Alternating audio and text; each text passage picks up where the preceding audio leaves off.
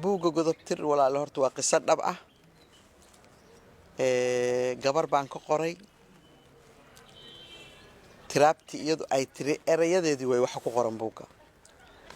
waxa uu buuggaasi ka hadlayaa godobtirtu sida ay bulshada ugu faa'iideyso oo isugu soo dhaweyso iyo sida gabadha iyadu markaa godobtirka loo bixiyay ay mararka qaarkood qalbigeeda u dhaawacdo waa gabar godobtir loo baxshay reer la siiyey 6 caruur ku dhashay 10 sano kadib wiilkeedii uu maqlay aabihiis iyo adeeradiisa ku tashanaya in abtigiis la dilo uu qori qaatay xabadariday uu yiri maanta anoo inta leegmay aabahay hooyaday la rabaa in dib loo oohisiyo dabadeed qayla gardhaweysay ee halka ka soo baxday arintii laga wada hadlay iyadu ay dhibkii ku dhacay oo dhan oo ay xataa mar go'aansatay inay nafteeda goyso ay ka go'aan qaadatay oo ay tiri haddii hadalkaasi baxo oo reerkiini gaaro waa ku wara labada dhinacba oo halkaana ku awlaad liid xaggana ku walaal iyo aabiye in adeer liid wuxuu kugu dhacay adiga ha kugu dhacaane laq oo arintii maradeeda saartay kuwii ay joogtay markaasna la garnaqsatay oo wixii loogu gafay u sheegtay laakiin aan gudbino reerkoodii inay arintu gaarto oo dabku dib u bilowdo oo fasas dame ay arintaasi dhasho ka go'aan qaadatay horta waa dhaqan Soomaaliyeed oo soo jireen ahaa xaqiiqan qof bila aadan ah in aan rabitaankiisa lagu xadgudbo waa wax aad u adag laakiin dhaqanka aynu lahayn baa wuxuu ahaa in meeshii dhig ku daato xabba lagu bururiyaa maamahada si adeegsan jireen odayaasheena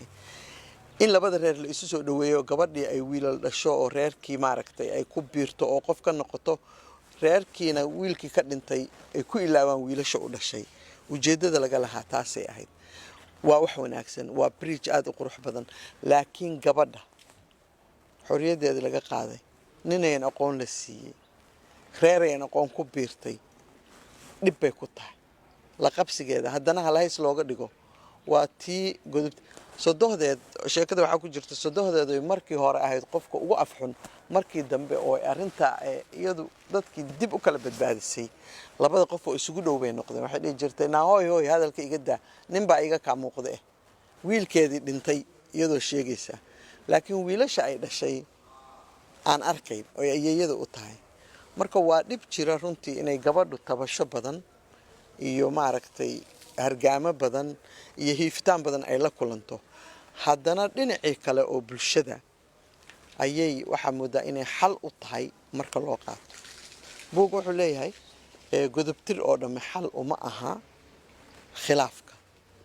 waayo waxa laga yaabaa inay dib ka soo gocdaan sida ay markaan dambaba ay reer ku sameeyeen dib u gocashadaas haddayn iyadu qof adag ahayn oo ayan wixii isku afgoynin oo ayan afka ka istaagin waxa laga yaabaa inuu dhib kala dhici lahaa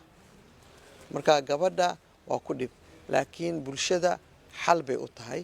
waa xadgudub marka laga eego xagga xuquuqda aadanaha iyo xagga diinta labadaba waa xadgudub gabadha lagu xadgudbay rabitaankeedii xorriyadeedii qoyskuna wuxuu ku wanaagsan yahay inuu ku dhismo israbitaan iyo laba qof oo iyagu isla soo dhiraandhiriyay noloshoodana ka wada tashaday laakiin way iska timaadaa bay dhahaan dadku jacaylka guur kadib buu yimaadaa taasi aaminsan yihiin marka waa dhib runtii jira dhinacna xalka ah